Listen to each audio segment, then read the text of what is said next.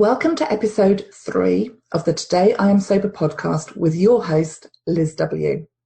On this episode, I'm speaking with Heather Clark all about the power of decluttering stuff, physical stuff, emotional stuff, sometimes some spiritual stuff. Listen in and you can discover how you too can declutter your life. I hope you enjoy the show, and if you do, I'd love it if you could give a review.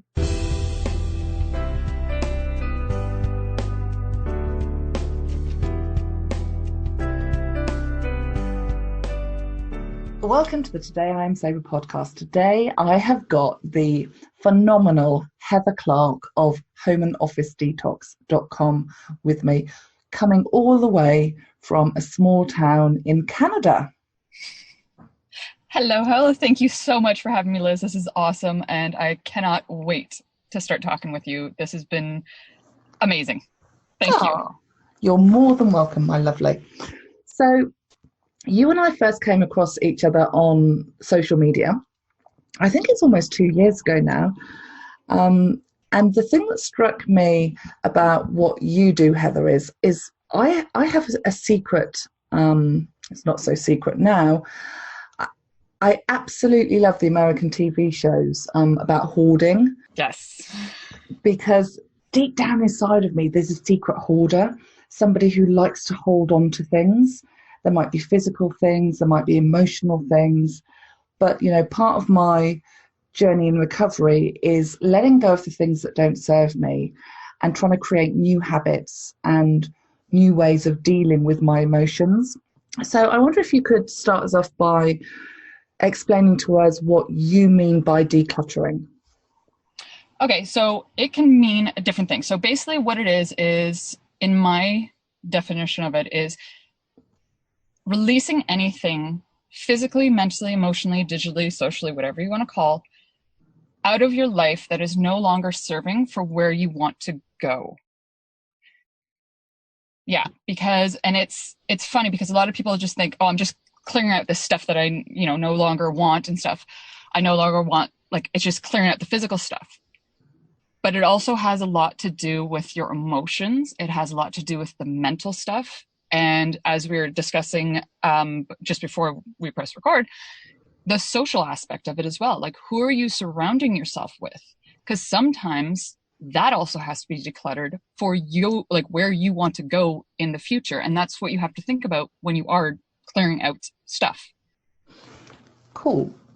So I've done a lot of clearing out of stuff over the last 6 years in terms of the things that I do. For example, one of the decisions I made when I was in treatment was that because I did all of my drinking at home, I didn't want any physical reminders of the drink at home. So all of the wine glasses went, because I was primarily a wine glass drinker.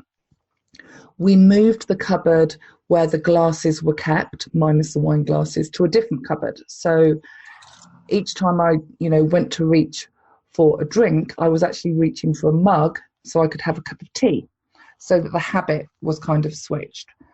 I also decided I did an awful lot of my drinking underneath a gazebo in my garden.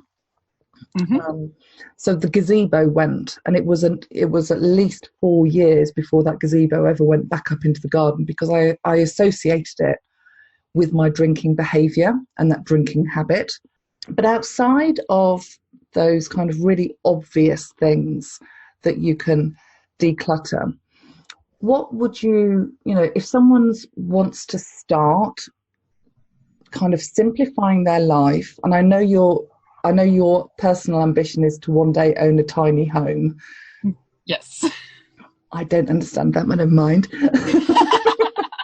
I like space. Where is the easiest place for someone to start decluttering? Because it's a big, if you look at all of the things that you mentioned that you can physically, emotionally, spiritually, socially change in your life, that's an awful lot of things to do at once. So where would you recommend people actually start? I honestly say the physical stuff first, and within that, I also say start neutral. Ooh. And what I mean by that is things that aren't going to bring up those emotional attachments to things, the mental part of it. So like anything that causes anger or anything that causes sadness, if it's just like random stuff, like, you know, usually paper clutter is the worst culprit of them all. So starting there, and maybe even starting with something that's neutral, like receipts that don't necessarily, you know, have any emotional attachment to them, starting with papers that have no emotional attachment to them. Anything that you can just get on the habit, like get the ball rolling and get the momentum going. And that's why I say start neutral, because those are the easiest, because you'll go through those faster. Because then you get into that habit, then you get into that mind and body association of, okay, I want to clear this stuff out. I want to clear this out. Yeah. And then from there, that's when you can start going into the more details of the emotional stuff. Like, let's say you have anything that reminds you of, since we're the podcast we're on, anything that reminds you of, you know, the drinking, like you said, anything that you can clear out from that, that's fantastic to do after you've gotten to the habit, because then you're like, no, because not everyone can do it cold turkey, right? People have to ease into that. So start with the neutral stuff, then move into that stuff that reminds you of that, so that you can break those habits. Because that's what it is. That's all of this is breaking the habits that got you to this point in the first place. And those habits didn't start overnight. They were slowly building up and slowly building up. So you cannot expect to break those habits overnight. You cannot expect to declutter your entire life or your entire home overnight. It's an ongoing process, but it will happen faster than you think once you get the momentum going. I'm nodding away like a nodding dog here. Yes. So, for our listeners, I should do full disclosure here. So you actually run a membership site, don't you, called BYOC, which is Bring Your Own Clutter. And I've been a member now, since you started 2 years ago. Yes. And the reason I joined was when my environment is a mess, it's typically a reflection of my internal environment. So if my emotions are all a bit all over the place, my physical environment often reflects that. And when we first started working together with the BYOC membership, for those of you that don't know about this, Heather's membership is run online. It's a 2-hour party with lots of other people who are decluttering, and it's run Pomodoro style. So there's a certain amount of time where you're just focused on decluttering. But what Heather does really well is she gets you to start on the simple things. So like you just said, it was a paper. I think the first thing I ever did with you was in my office. I had carrier bags of paper. And you said, right, okay, so rather than dealing with all of the paper in the office, just deal with that one bag first. And you gave me very simple instructions as to what to do. So it was keep, because it needs to be filed, and it might have been bank statements or important documents. And there was a pile for shredding. And then there was a pile that was it's just trash. You can't recycle it, separate pile. And I spent the first 25 minutes of that session literally with one of those bags, opening it up and dealing with all the paperwork that was in there. And it was really cathartic. I think it sounds really silly, doesn't it, to say that, well, I feel really silly saying it, because it just seems so obvious that cleaning out the stuff is freeing. And makes you feel fabulous. But the sense of achievement that I got from just doing one carrier bag of paper was phenomenal. Yeah, because it's something that you thought you could never do. I think that's what it ends up with a lot of people. They look at the whole big picture and think, never mind, forget it, I can't do this, and they get overwhelmed. Whereas what we do is we break it down and go, no, here's your first step for this one round. And let's do that. And it's, again, getting that ball rolling. The hardest part is just starting. Yeah. And again, the hardest part is just quitting. The hardest part is just starting, or anything like that. It's just But once you do, and once you break it down into the smaller actionable steps, it makes it so much easier. And your brain can actually go, okay, this is what I'm focused on. I don't need to worry about everything else in the room. I just need to worry about this one bag and this one bag only. And then when I'm done that, I will move on to the next. And I think that's what we get in. We get too much into our head when we just walk into a room and go, oh my God, I can't do this. Yeah, absolutely. And that was when we first met, that was my office. It was a disaster zone. Now, it didn't look untidy, but I'm one of those people that has little piles and boxes of things and carrier bags of things. And I'm by no stretch of the imagination a hoarder, but like you see on the TV shows. However, I know that every time I don't deal with something, it's because there's something else I'm not dealing with. Do you know what I mean? Yep. No, and that's usually what it is. That's how the physical part, because I always say the physical clutter is a consequence of the mental and emotional stuff that we avoid.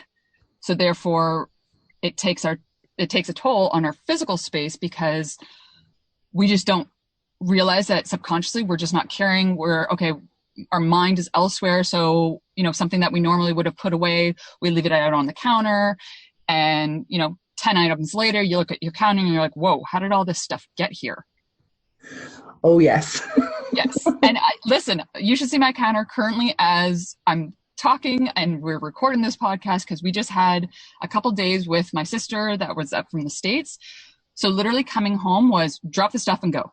Drop the stuff, go. And now I looked at my counter this morning. I'm like, so we have a couple of hours before we have to go out again tonight. We're cleaning this. But it's because it's that mental clutter that I knew that I needed to get the bags packed, needed to get the kids all whatever. So everything just got dropped. But it adds up quickly. And if we don't address it on a regular basis, then it can add up very quickly. Like we all know, like anyone who's listening to this, we all have had those moments of, okay, I'm just going to put this down. 10 items later, 20 items later, you're like, whoa, now this is overwhelming. I don't want to spend the time to actually do this anymore because this is now just frustrating. I completely relate to that. And interestingly enough, the reason I joined your membership and the reason I wanted you on this show is that I find joy in having an organised physical environment. And for me, when I started, that's all it was about the physical environment because I knew of the association with my emotional, kind of mindset. But what's been really interesting for me is I assumed, somewhat foolishly, that I would join your membership. We meet every Saturday and it's afternoon time for me here in the UK for a couple of hours. And I would only need like 4 sessions and I would be done. Yeah. Yep. And it's funny because again, it's the same thing with, women who, have babies and they had that baby in them for 9 months. And then all of a sudden, the baby's out and they think that they can get back to their, pre-baby body within a week. And you're like, but you grew your baby body for 9 months. You can't expect that all of a sudden it's just going to go back. I'm like, you have to build those habits again and reorganize your life because things have changed. And that's what it is with clutter is it happens during transitions. Whether that is a job transition, whether it's children are either just coming into the picture or just going out and you're becoming an empty nester, or you're, switching businesses or jobs, or, you're becoming sober and you're now changing your entire lifestyle. It is the clutter will happen in those transitions in between, letting go of the old version of you and meeting up and learning the new future version of you. Oh, I love that. Learning the new future version of you. And that was actually my experience of spending time and working with you is that, I didn't enjoy the environment I was in. I wanted it to be more, I wanted to feel free when I walked into my office, and I didn't when I first started. And I'm blessed. I have a a small space that is purely mine to work in. And for that, I know I'm truly blessed, because not everybody who works for themselves has that privilege. But over time, working with you, because I wasn't done after that first 2 hours, I started to enjoy it in a kind of, I was a bit of a maniac, actually, if the truth be told. Complete and utter maniac. I really did start to enjoy it. And it was like, oh my God, I've got an hour here. I've got 20 minutes. Let me address that drawer. Let me open that drawer and see what's in it and sort it out. And I remember, a few months down the line after joining the membership, I got to the point where everything, I needed something and I just knew exactly where it was. And I just went to find it, and boom, it was there. And it was like, wow, this is brilliant. I love it. Absolutely love it.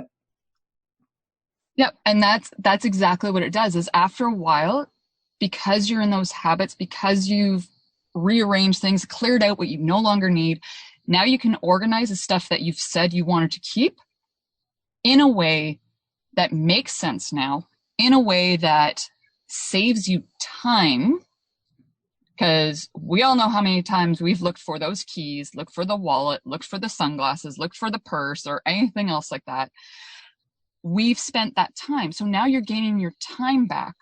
You're gaining your mental space back, because now you're not getting frustrated because you can't find those things. And that's exactly what I've noticed with you, is you're like, I can find this. This is great. I know exactly where this is.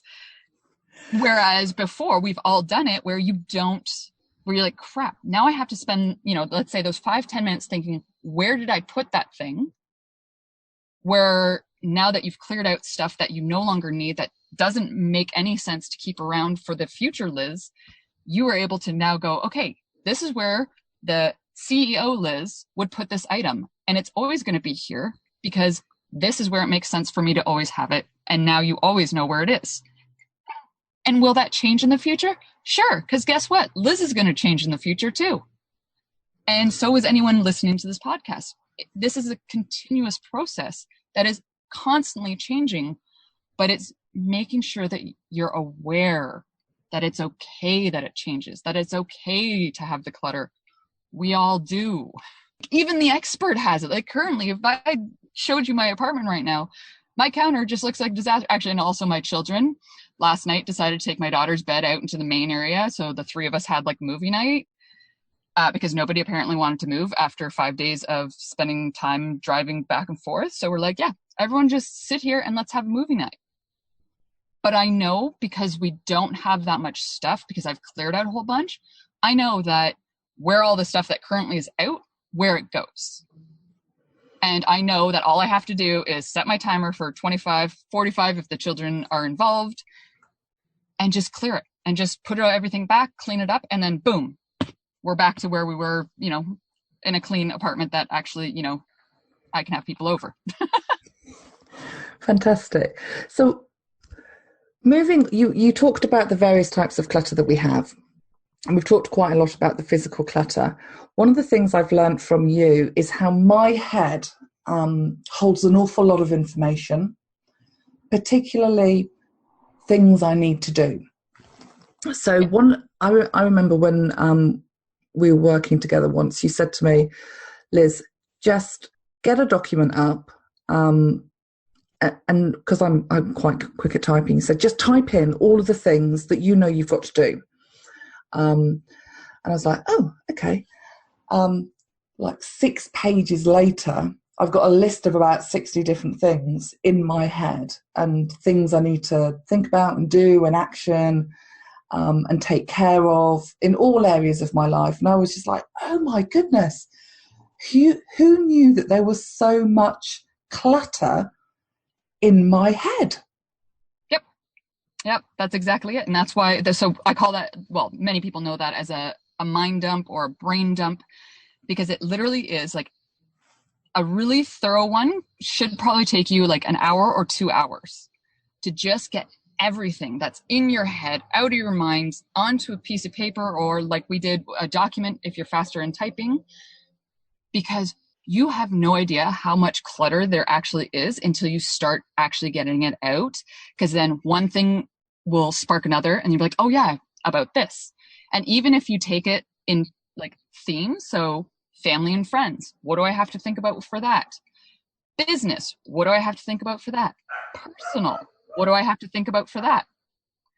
And just being able to throw all that stuff down onto the piece of paper, getting out of your head. And then from there, you look at the piece of paper and like, what is actually important and necessary for me to actually do right now? What can I just say, okay, why was that even in my head? Cross it out. Like if it was like, okay, somebody cut me off this morning and you just so happen to think about that and write that down, cross it off. It was in the past. You can't change the past. Move on. But it's things like that that you don't realize are affecting your now. So being able to just dump those out and put them into your piece of paper or your document, you at least have them somewhere. So now your brain can go, oh, okay, I don't have to think about all this stuff now. She's written it down or he's written it down now. Exactly. Apologies to any listeners. My dog is a bit bark bonkers, and I think one of the neighbours has come home, so he's like, oh, there's a new person come. So apologies if you could hear the dog barking in the background there. But yeah, and then with the mental decluttering, you can figure out certain things that, like I said, you can deal with now. When can you deal with them? And separate them into different like categories again of what can I do right now? Okay, let's do that right now. What can I wait until next week? Okay, I'll put that down for next week's thing and put it into your schedule. And that's what I love about, when we did this exercise together, is that you didn't just leave me with a big brain dump, but you also then helped me kind of categorize it and figure out when I was going to do it. So actually, I don't think you're just a home and office detox person. I also think you're a kind of process and systems person, because one of the things I've learned from working with you is that my life and how I feel about myself is so much more improved when I'm feeling, I think it's about feeling in control, because I'm a bit of a control freak. Knowing where, as you said, simple things like always knowing where my purse is, always, or you would call it a wallet, always knowing where my car keys are, knowing that if I'm looking for a utility bill, it's always in that folder. Knowing that if I've got bills to pay, not worrying about them, but actually scheduling them in my calendar and say, right, I'll pay this bill then, if they're not set up on direct debits. And the same with work actions I had to do, putting a process in place for that was really mentally and emotionally freeing, because it made me feel a bit more in control. Yes. And that's what you're trying to do, is just gain that control of your life, so you can feel that you're in control of your emotions and understanding them. Like, yes, of course the emotions still happen. They always will. But knowing that, okay, this emotion that I'm currently feeling, like right now with me, when I get into all of a sudden an emotional state, I go, whoa, let's hold this back. And I step back and I go, I go through steps of, have I eaten today? Did I drink enough water? What is this about? Is this something that's coming up again that I didn't address before and I just put it on the back burner? Do I need to address it now so that I can clear it and then this won't be as emotional later on? Because again, we're humans. Sorry, we're not robots. If we didn't have the emotions, we would not be the beings that we are in these bodies that we have. But it's learning, okay, why is this happening to me right now? And that's where I start with, like I said, the physical part. Okay, the physical part is, what have I put in my body in the past? Like, when was the last time I ate? When was the last time I drank water? Because I know those are two things. I get hangry, which is hungry, angry. If for those who haven't heard that term, I get hangry. So when I know and I'm like snappy at somebody or my children or just at my work, that I know, okay, did you eat in the past couple hours? If not, let's go fill your body first, and then we'll address this. Because addressing things in an emotional state, we all know that doesn't go over well. It doesn't. And that reminds me of a really great recovery phrase, which is hungry and halt. So hungry, angry, lonely, tired. I know that's a really good acronym for me to when I get a bit, my head starts to go, my emotions are all out of sync, and I'm not feeling great. Taking that step back and say, halt, right? Are you hungry? Are you angry? Are you lonely? Or am I tired? And you're right, it's about having that self-awareness of what's actually going on with you and kind of stopping and just having that sense check to see what's going on with you.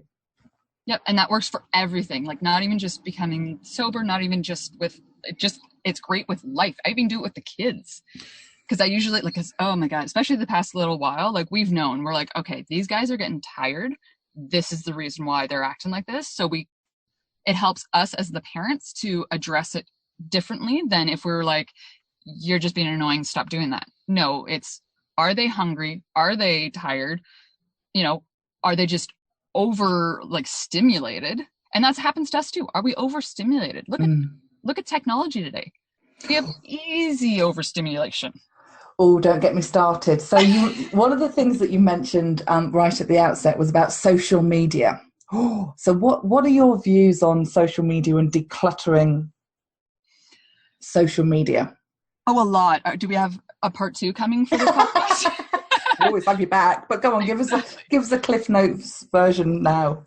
Okay, so for me right now, I'm actually literally going through my own decluttering of social media because we all know that especially Facebook has a clear way. Like social media they have the psychology behind it working against us as users.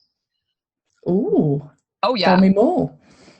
Because for me personally, oh my God, I hate notifications. I absolutely hate them because for me, I don't know why I have this thing that I have to go in, clear the notifications, and then come out. But we know how Facebook works. You go in, look at the notifications, and then you fall down the rabbit hole and you do other things.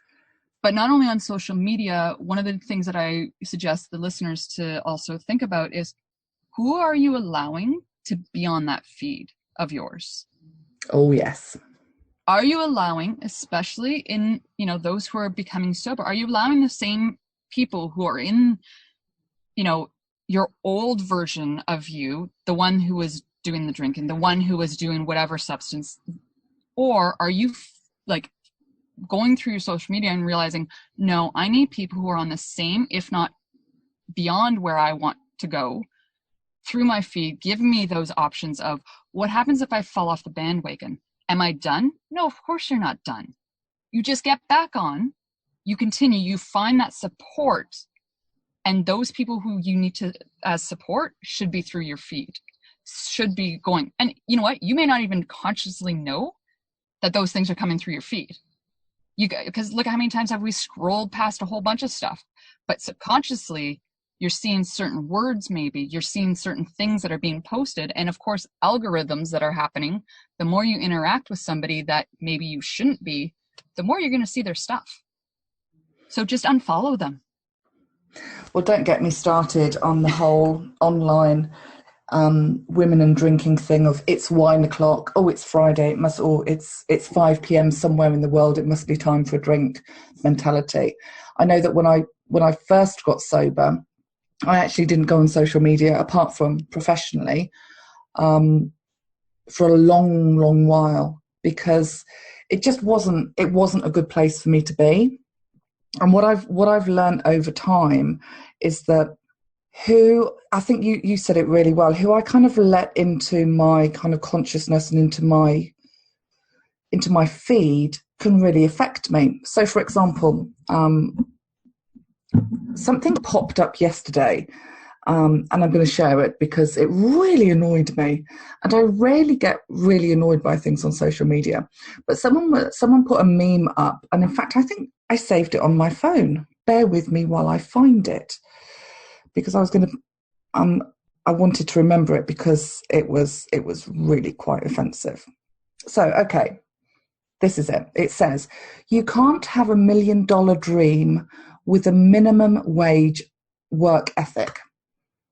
And I was just like, do you know what? That is really offensive. you can't have $1 million dream with a minimum wage work ethic. And I was like, do you know, that is such an entitled thing for somebody to post. The people I know that are on minimum wage quite possibly have the best work ethic of anybody I've ever met.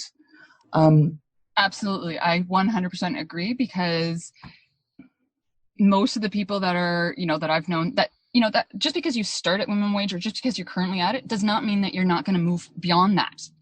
No, exactly. I mean, hello, look at J.K. Rowling. There's a woman who was destitute, virtually homeless with a child, and she started writing this fantastical piece of work that became Harry Potter, Oh, anyway, so my point of that whole kind of going down the rabbit hole of seeing that meme yesterday on social media and going, oh my goodness, was thank goodness that there is now a snooze button and an unfollow button on Facebook. So I actually I unfollowed the person and then snoozed them. And that's now my kind of way to curate my Facebook news feed is snoozing people. And then the minute someone pops into my feed who has values or messaging or content that doesn't align with who I am or where I'm trying to get to, I just unfollow and snooze them. And eventually, if they get snoozed enough times, I do actually have the courage to then unfriend them, which for this people pleaser is a big thing, unfriending someone on Facebook. Well, and that it's not even just you. There's a lot of people that are like that, where they think that it's such a big deal on social media that, oh my God, if I unfriend this person, it's going to be such a big deal. You know what? There's only you have to honestly think about. Because if your health isn't there, they don't care about your health as much as you do. You don't care about as much as their health as they do. So you have to put you first. And if it means that you have to unfriend people, if you have to unfollow people, if you have to snooze people, then do it. Yeah, absolutely. Because 90% of the time, they probably don't even realize that you've done it anyway. So it's all good. No, most people aren't as important as we aren't as important to other people as we actually think we are we? Exactly. We should be most important to ourselves. Yeah, well said.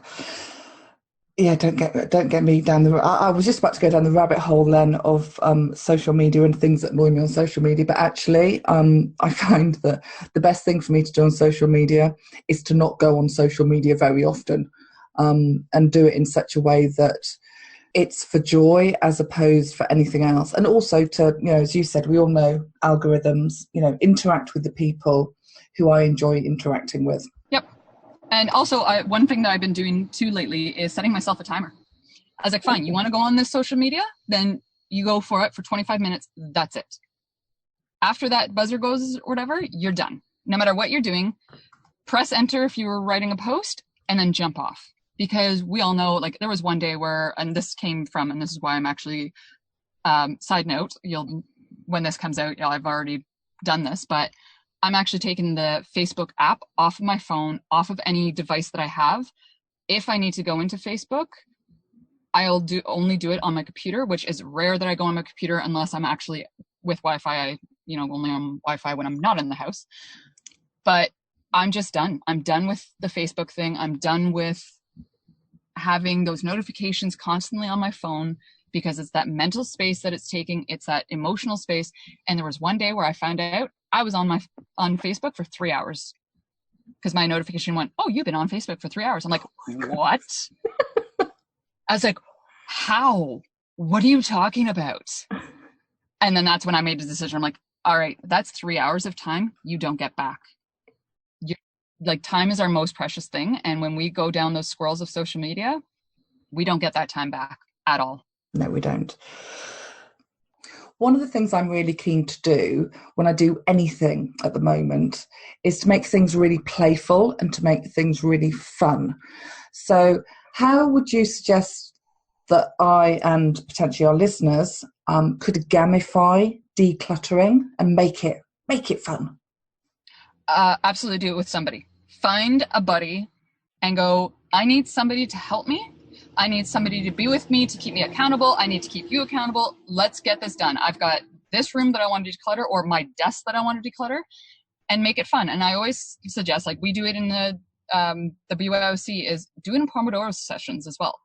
So what that is for anyone who hasn't heard of it, it's time sessions. So whether you do it for half an hour and you take a break for 10 minutes, or you do it for 45 minutes, you take a break for 15 minutes.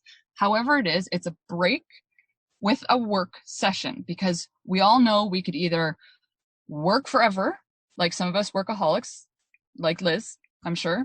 Thanks, you've just outed me as a workaholic. Marvelous. I was hoping to keep that quiet.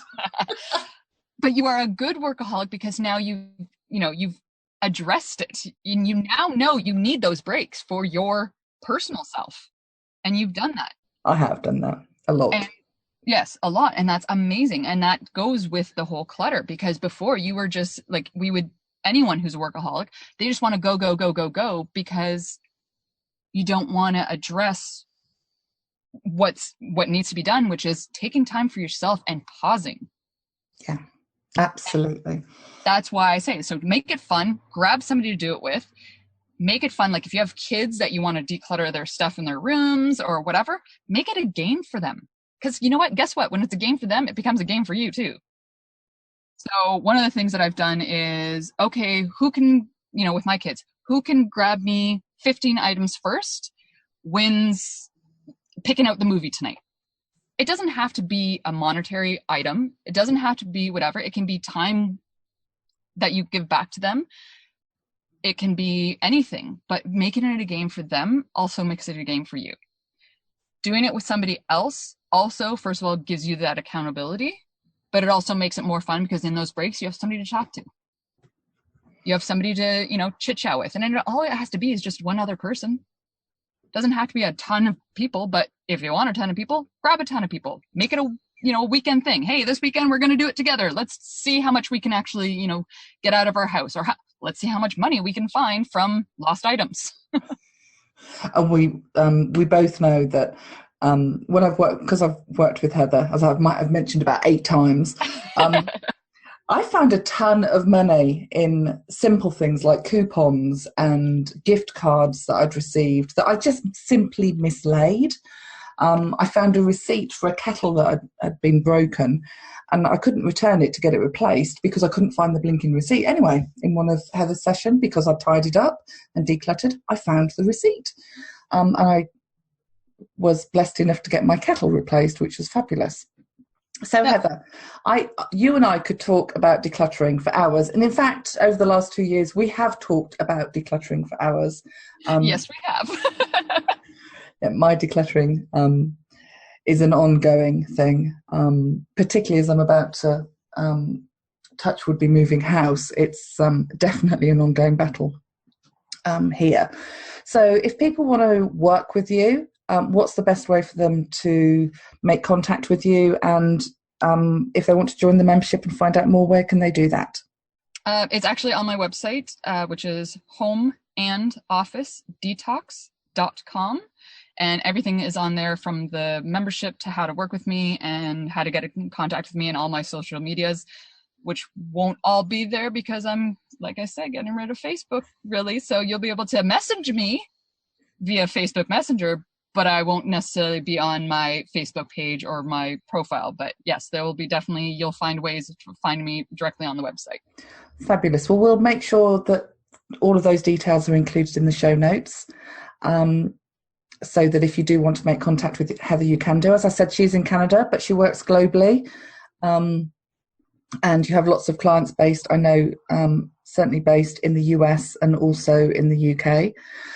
So Heather, it's been a real honour and a privilege having you on the show. Thank you for being part of my journey of trying to bring more joy into my sobriety by me dealing with some of the physical mess that's around me, and for starting with that, because it was only when I trusted you enough that I was able to start to talk to you about some of the emotional and some of the mental decluttering that I needed to do in my life. So thank you so much for your time today and for your time over the last 2 years. If you would like to get into touch with Heather, her details in the show notes. Thank you so much, Liz. This has been awesome.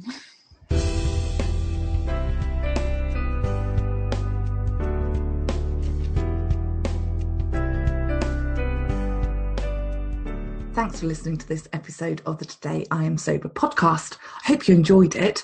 I love your feedback. So come and find me on social media. All of the links are in the show notes. Until next time, bye.